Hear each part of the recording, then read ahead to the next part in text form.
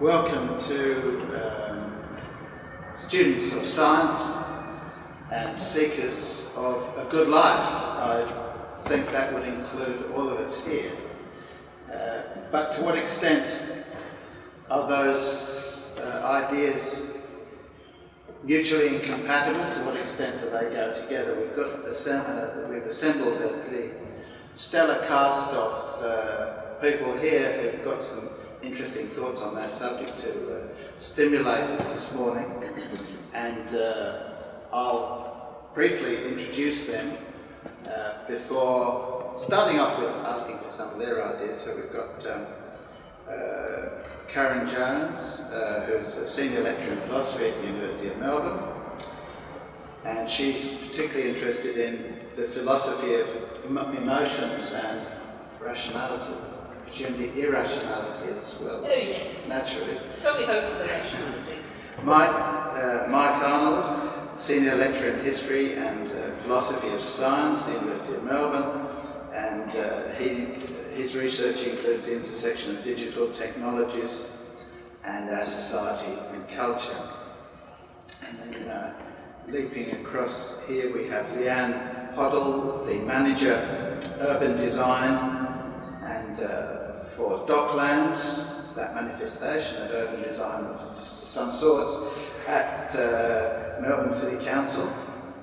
And next to her is Stephen Utembe, who's a researcher in atmospheric sciences at the University of Melbourne. And finally here we have Anne Elvey, who's at both Monash and the University of Divinity. She combines everything because her first degree was in journalism, and she went over to study biblical, to be an expert in biblical studies and literature.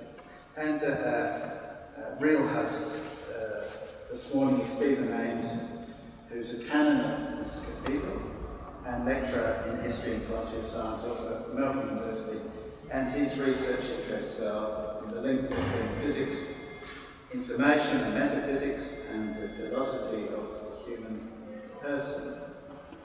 I'm going to start off by...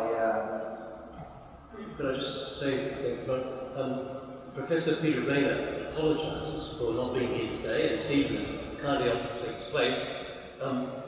But Professor Rayner, does happen, somebody changed the meeting which he has to be at, and so he's in Sydney, thinking very good thoughts about what's going to happen here at the cathedral. We will benefit from that, I'm sure. Thanks. We're going to start off by asking our panel their thoughts about what they think constitutes a good life for individuals, for cities, and for whole planets, this planet particularly, of course. And we're hoping to stimulate you guys to come up with some questions to test our panelists and to raise some views of your own. But first of all, we'll hear from the panel, so we'll start with Karen. Thank you very much, it's good to be here. And I'm pleased to say that the question I've been asked to address today is, I believe, well posed. It's what counts as a good life for the planet, cities and individuals. I'm going to focus on the question of what counts as a good life for persons. Now, why am I sure that this is the question? Well, I've been asked to talk in the past about what counts as the meaning of life and what counts as the good life for individuals. And when I'm asked that, the first thing I have to say is, hang on. Why are you assuming there is the meaning of life? Why are you assuming there is the good life, rather than the possibility of a plurality of good lives, a plurality of ways in which lives might be made meaningful? So that's, I guess, the first thing I want to say in answer to the question of what counts as a good life for individuals is there isn't one answer. There isn't one answer. Different lives can be good lives in different ways, depending on the choices of values and projects that those lives embody. But there is one commonality in them all, I think. So let me see if you share this intuition by asking a question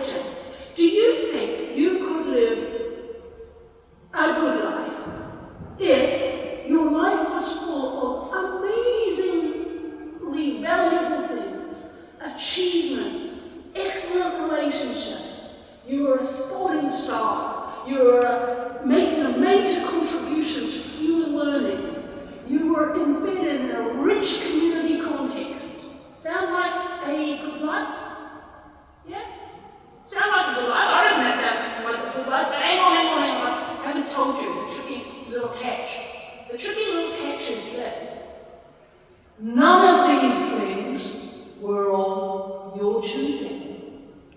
It's because of someone else that you stand in these relations. Now, who's that someone else? Philosophers love thought experiments. We could follow Descartes. Has anyone heard of Descartes? And we could suppose it was a demon, right, that made it the case that your life was like this. We could suppose it was an angered God. We could suppose it was programmed into you. First of all, we do a lot of genetic testing, then we insert chips in your brain so you can't choose to orient your life towards rubbish things. You can't choose to go in for drugs, go in for useless activities like, oops, confession, hours of watching Netflix when really you should be doing something else much more meaningful. You are protected against all those ways in which your choices might go wrong. Would you be living a good life? How many people, just if we can just have a show of hands, how many people think, yeah, you could be living a good life like that? How many people think, nah? There's a hand up over there. There's a hand up over there that you could be living a good life, okay? I'm going to come back and probe that thought. Those people who raise their hands for no are sharing an intuition I have. And I'll let us actually add, as the course of things goes, to see if you can probe this intuition a little bit more. You're sharing the intuition that good lives can't just happen. Good lives involve your own agency. There's something you must do as a person to connect yourself up with those valuable things that are out there in the world, like significant projects, like seeking for the truth through inquiries, through science, making beautiful things, doing humanitarian work, that somehow that only makes for a good life if you yourself as an agent are actively involved and choosing the orientation that you will take towards that vast array of potentially good things that could be part of your life. So that's what I submit to you. There isn't an answer to what counts as the good life. There are many answers as to what counts as a good life, but in each of those answers, we have to acknowledge the element of agency. That's an important condition on anything counted as a good life. You've got to, you yourself, through your activity, through your thinking, through your reflection, do something to make your life good. Good lives are necessarily lives in which agents participate in good making. Thanks very much. Thank you. Consider what Karen said in the context of technologies. Karen is pointing out the importance of our agency, the importance that it's us that are doing things. Now consider what technologies have been doing in our lives for thousands of years and continue to do so at an accelerating pace and with accelerating success. What technologies are doing, consider this as a proposition, what technologies are doing are disburdening us. Is an awkward phrase that's often used. Technologies make our lives easier. Technologies do stuff for us. Why should I go and chop wood, cut down trees, light the fire?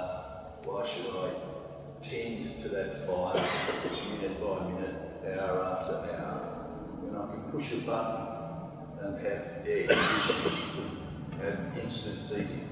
Why should I engage with the world by working in the world when I can have technologies do it for us? Is not a good life a life that is without values? Is not a life that we've been attempting to lead a life where more and more and more of our activities, more and more of our engagement in the world is passed off to technologies. Arguably that has been the case.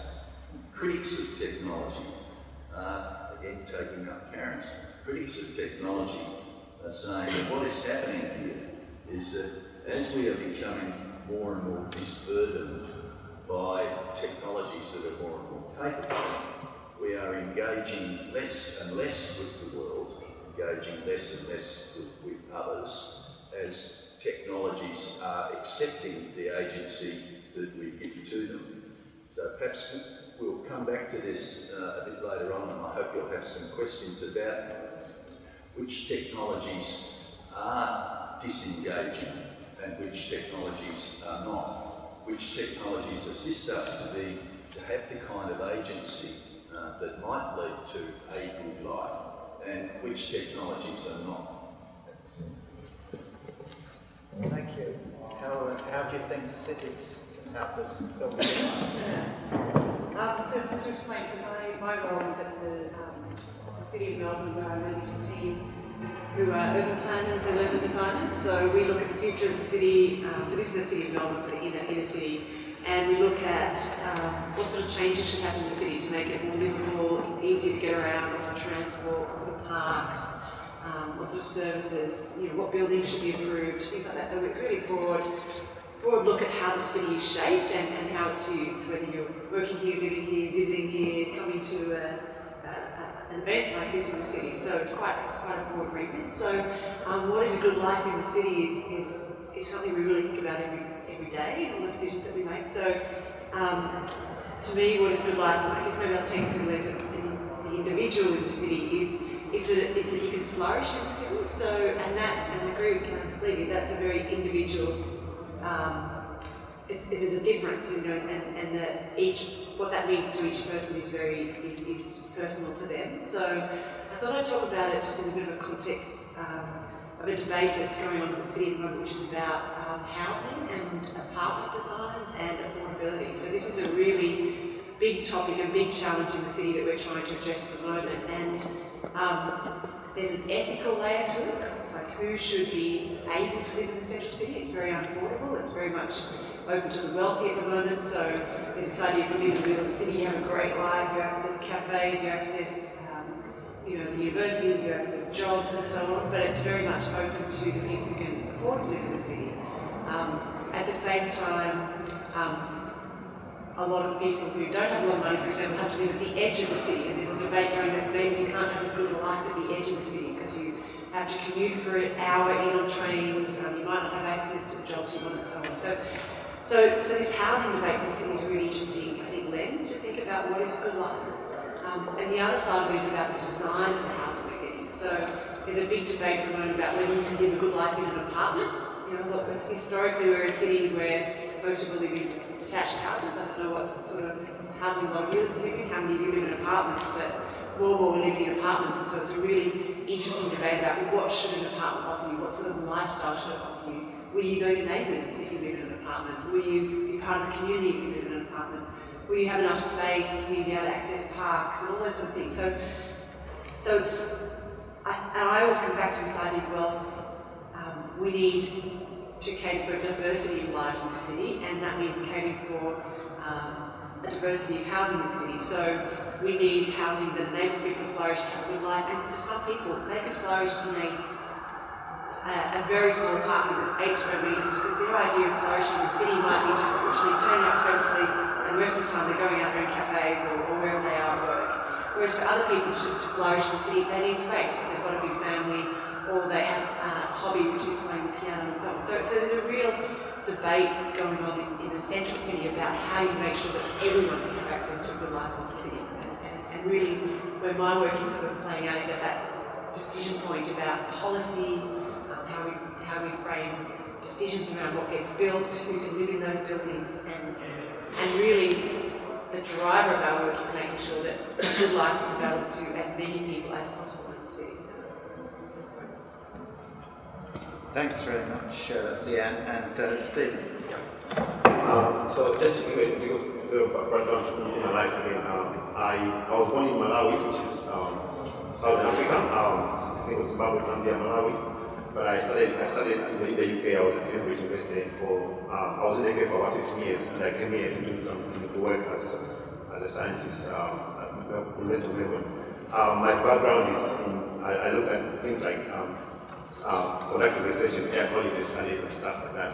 And this question about what constitutes a good life, I think, mankind is inherently, selfish by nature. You just have to look at everyone, how they behave.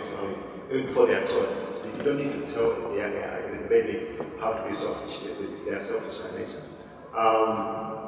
And on that viewpoint, as we grow up, everybody's looking after everybody's looking for their own things. Everybody's just looking up. You want to prosper. You want to have a good life. That's everything is inherently selfish. But I think a good life is a life that is lived for others. That's my view. In other words, when you talk about a good life, you shouldn't just talk about yourself, but you should also talk about how others are living and how you can actually better their lives. So in that context, a good life considers not only the present, but the future. Like, how is the life going to be in the future? The reason we are here in this place like this is because people have worked in the past for us to be like this now. And what are we going to do? What kind of future are we going to give to our youngsters in the future? And that should constitute a good life. If you live a life for the betterment of the future, that is a good life. Thanks very much. And finally, Anne. Okay. Just to add to a little bit of the background that gave. I work, I guess, in what might be called environmental humanities and ecological theology. So that part of the idea is that if we're looking at what scientists are telling us about ecological devastation and ecological crisis, that in the humanities, like literature, the arts, and in theology, how do we bring those kind of questions to our thinking about culture and religion? So that that's kind of linked with science, I guess, that it's bringing the humanities as partners with science and religion as partners with science in this kind of conversation about what's happening in our world. So in terms of the good life, I just want to add on to the what you were saying about living for others and what you were saying about agency, is that I think part of what the environmental humanities are trying to talk about is that we actually need, especially in Western countries, to be rethinking what the good life means on the scale of our culture and our thinking about things, so that understanding being a human being differently, not as individuals, but as connected with others, and the sorts of connections not just with other humans, but with other things, other creatures, so that our agency isn't just individual freedom to act on our own. We're already enmeshed, even our bodies, with a whole lot of bacteria that keep us going, a whole lot of things that keep us going. The clothes we're wearing, we're dependent on the people who made them, and there are chains of not knowing those dependencies, and in some ways making those things clearer is part of a good life. Coming to know better our dependencies and what it means to be human, so that we can act more responsibly as human beings for others that aren't just other humans. So that's one thing, and I suppose it's about. So one of the issues I'd just like to throw up before you, and I'm sure you've heard of a lot, but as for those of us who are fairly well off, in our society we're often being called to consume more and more and more. And that might seem like a good life, but our desires are being trained in certain ways that are not necessarily good for us or for the planet. So how do we think about how our desires get retrained so that we're not necessarily wanting more, but wanting sufficient for our lives? So I think that's just where I'll leave it. Thanks very much, Anne. And Stephen, do you want to Yes, there's a couple of things I want to say, I guess. A good life, what comes to my mind, I think of two things. One is love God with all your heart and mind, soul and strength, and your neighbour as yourself.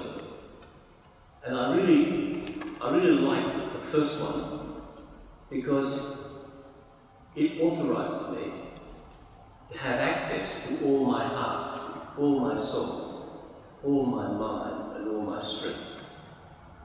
And in my life, I have often been surrounded by people who want to say to me, don't ask those questions, don't think those thoughts, don't feel those things. Whereas the Great Commandment gives me access to all of my heart, all of my soul, all of my mind, all of my strength. And I would count that as a good life. The parallel point in the Bible from Psalm 15 is that if you worship idols, you become like them. And it says, idols they have ears but they can't hear, eyes but they can't see. And those who worship them become like them. Worshipping idols degrades my humanity. And there are a lot of things I offer for being worshipped. The mighty dollar is one of them, for example. So I'm into what counts as a good life. It takes care about where and what it worships. And that doesn't have to be dressed up in religious terms at all. If I think about what counts as a good life for the planet, I want the planet to go on being a massively life-producing endeavour. One section used to say, well-being without borders for all living things. That's my one-liner. Could be thought ridiculous, but I can't hold to it because it gives respect to living things. And for cities, so far where I'm up to on cities is, I want a resilient city. A city that can handle the shocks, the stresses, and can get on with life, and is thoughtful about this. And one of the signs of that for me was that there would be no homeless people sleeping on the streets. And so, go on. There's my quick answers to what counts as a good life. Thanks very much for everyone. We've set the tone pretty well, I think. We've got, we were sent the first question to kick it off from James Dance from Over Newton Anglican Community College. Are you here, James? Oh, well done. Okay, thanks. And do you mind if I read your question out, or do you want to do it yourself? Do you want to do it? I'll do it, all right. So James has written a very interesting philosophical question, and I won't read the whole thing, but what I'll read out is what handily he says 2/3 way through, in essence. So there we go. As a journalist, I always get down to the essence bit. So he asks this, in essence, my question is this: should we slow down the rate at which we grow, demographically, economically, and technologically, to lessen the effects of environmental degradation and thereby ensure the survival of humankind? Or should we continue to grow in such a way until we find a solution to the perpetually damaged planet? I'll read this again quickly. In essence, should we slow down the rate at which we grow, demographically, economically and technologically, to lessen the effects of environmental degradation and thereby ensure the survival of humankind? Or should we continue to grow in such a way until we find a solution to the perpetually damaged planet? Anyone want to leap in here?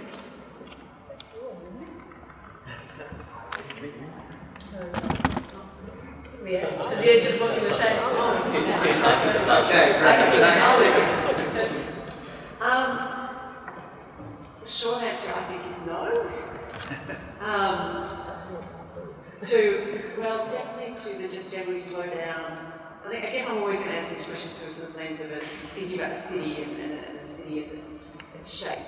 I think growth isn't the problem, it's how we grow that's the problem. And so I don't think we need to necessarily relatively slowed down. I actually think that part of the city would benefit from growing a lot faster. And I'm putting a very, I guess, pragmatic lens on this. For example, if we had more people, we'd probably have better public transport services. If we had denser cities, we'd have better public transport services. So there's real benefits in growth if it's managed well.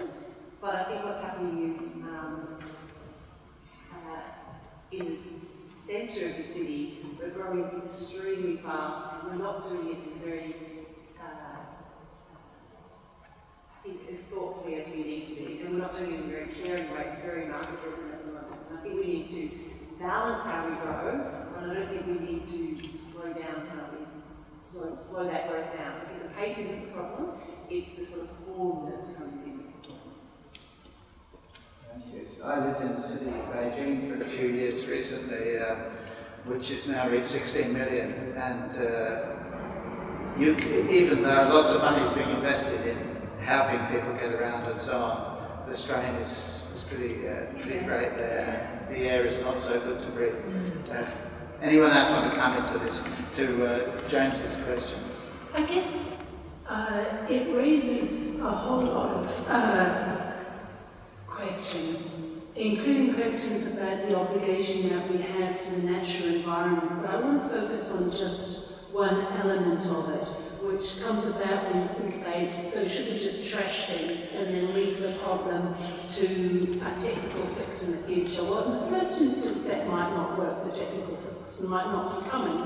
But actually, there's a problem with doing this, and I'm just going to say, I'm so frustrated by the climate change debate, and I'm so frustrated by these older guys saying that would slow our economic growth. Similarly, as I'm frustrated with those same guys who had the benefits of free higher education, saying you guys will have to pay a fortune from the moment you start, and it's going up and up and up. Like, be careful if you guys want to go to university. And that's the thought that a generation, it's not just one, has acted like locusts, as if future generations had no claim on, as not put it, as good, as or better than was available before. And we had the rosy picture that we're always passing on better things, we're passing on technology, we're passing on knowledge. But in the last couple of generations, I think we have really seen a kind of, to hell with the future generations, our obligations to those living now, and even a narrow set of those people living now. And I think in this context, it's worth considering some of the other ways of thinking about our obligations. And I don't know if you know the Navajo saying. It's actually in resonance with some things in the Bible, but about considering it's not just a consequentialist view, not considering your effects of your actions on those affected, but rather the ripple effects, everything that you do unto the 7th generation. And if we're serious, and I think prediction runs out in about 7th generation, I don't think it's because I think after the 7th generation, all other future human beings can just go to hell. I think they think that's about our predictive scope. And if you think about that, then the second option, continuing as things are, whether we resolve that by going slower or by developing smarter, is just not an option. And it's one of our great moral crises of this time, as reflected in lots of places. Climate change, obviously, that we're not thinking of what we owe to future generations. We're thinking we can bequeath them an enormous problem, and we hope he'll solve it. Whether they can solve it or not, it's not something we can give to those future people, because we have obligations to them, and those obligations to the future bind us now.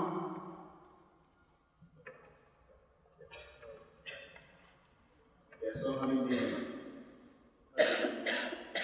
do we want to slow economically? Obviously not. I think prosperity is good for everyone. Prosperity is good. You want to spread prosperity, but at what cost? That's the issue. And the thing, I don't know if you knew that. Suppose you knew that there's a comet coming out there and it's going to strike the Earth, say in 20 years. Everybody would be full time just to see how they can prevent that happening. But at the moment, we know that there is growing body of evidence that shows that the climate is changing. We are changing the climate. And yet, the majority of the people seem to live in denial that as if it's not okay. If it happens, it happens, whatever. And it's like fatalistic kind of attitude. But so there's a growing evidence of scientific evidence to show that the climate is changing. We are increasing the concentration of the greenhouse gases, and this is changing the temperature of the air. And this has consequences in terms of the weather patterns, changing precipitation rates and stuff like that. And there are ways we can reduce, even we can develop technology which are smart, which are cleaner, which actually help to abate the problem of increased concentration of greenhouse gases. But at the same time, of course, we can actually still increase prosperity. So that's it. Thanks, Steve. Anyone else want to come? I've got a really depressing story to tell. So do I go last? No, you go next and I'll see what I can do with it. He's the chair or opera. This depressing argument is put forward by a number of people, and it comes from a very simple proposition suggested by a cosmologist some time ago, a guy named Carter, who said, in the absence of evidence to the contrary, we should assume that any given phenomenon is ordinary. Now, that doesn't sound depressing, does it? In the absence of any reason to believe otherwise, I should think that the next adult to come into the room will not be more than 8 foot tall and will not be less than 2 foot tall. The next adult to enter the room will be ordinary. In the absence of any evidence to the contrary, I should assume that if I pick a name at random from the phone book, that name will not be on the first page of the phone book and will not be on the last page, but will be somewhere in the middle of the normal curve. Okay, that's the proposition, and it's got, it's got a ring of common sense about it, hasn't it? Now let's take the two scenarios that were in the question. In one scenario, let's say we reduce the Earth's population to 6 billion, and we learn to live sustainably, and we continue human life on the Earth with a population of about 6 billion for as long as the dinosaurs live. Let's say another 30 million years or something like that. That's scenario one. Scenario two, let's suppose we don't do that, we increase the human population, and by being really smart and having good luck, we develop interstellar drives and stuff like that, and off we go and we colonise the rest of the solar system, and then we colonise the rest of the galaxy, and we continue to expand and expand, etc., for as long as the dinosaurs live. Dinosaurs live, let's say, another 30 million years. So you've got a live sustainably scenario, and you've got an expand scenario. According to Carter's principle, which is now known as the doomsday principle, neither of those are going to happen. The chances of either of those happening Grant wrote an article published in Nature which calculated it to 6%, I think, chance of that happening. The reason is that if either of those scenarios were to occur, it would place you and I among the first 1% of all humans ever to have lived. In other words, in the absence of evidence to the contrary, we could not assume that we were anything like ordinary. We are extraordinary, absolutely extraordinary, being among the first 1% of humans ever to have lived. We've got no reason to believe that. We should assume that we're ordinary, and if we assume that we're ordinary, what it means is we've been around on Earth for, let's say, 5 million years or thereabouts. We're at our point in the birth of all human beings, we're somewhere there in the normal curve, in the middle of the normal curve. Chances are we will we will be extinct within another 5 million years. End of We've story. only been around for 250 to 300,000 Well, years. All right, okay. Thanks, Mike. And I'm a locust, so I'm actually going to be extinct much sooner than that. That's Stephen, and then Yeah, I've got two things to say. James, a great question, but that's not the issue.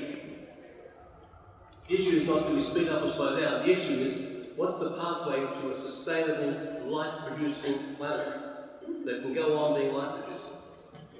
That's the question. And I have a view about the slow down, which I'll mention here in a minute.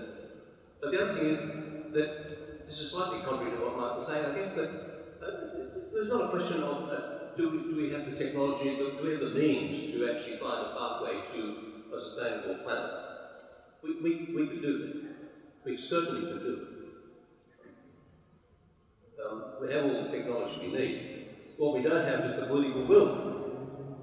What we don't have is a shared view of life on the planet. If I want to reach back into the Bible again, the question is, do we want to have the divine economy, which is life for all, a life-producing planet, which is what God has created? Or do we want some other kind of economy to run the show? So we could do it. It's a question of political will and, deeper than that, political imagination. And my dears, I hope that you are young enough to have your imaginations being stretched open for all of these things. Because it's not the question of technology, but of political will. Human hearts and minds we're allowed to. And the other thing I want to say is that I want to respond to part of James' question, and that is to slow down or speed up. Well, the thing is, who's running the agenda for how fast we live our lives? You remember that ANZ TV commercial where the guy is running along and just tapping his card everywhere, and he just gets home in time to clean up the place a little bit for the girlfriend to roll in, and like that's that. It's living a fast life. Whose agenda is it to tell us how fast we should be? I've seen 2 theories about why life has accelerated. But I don't hear them discussing it. I have to delve down into a couple of books somewhere. That's a big question. Why are we running so fast? Who dictates that? Is it necessary? So, James, a really good question, and I guess we're looking for more questions from the rest of the people here.